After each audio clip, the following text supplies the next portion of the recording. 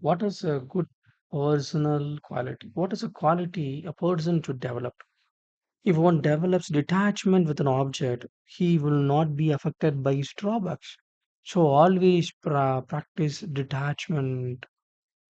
How you practice detachment? Always don't detach with anything. If nothing is there, you can live. Such a way you should live. Don't think this is very important. Wealth is important. Money is important. Don't think. If a person is detached with everything, he will not be affected by anything. Nobody can do anything. A person acquires qualities according to the following: with whom he moves. So, person who there with their qualities you will attract. Under whom you serve, if you have a good employer, their quality you will advise. So, always be a good employer who keep in the heart as a role model.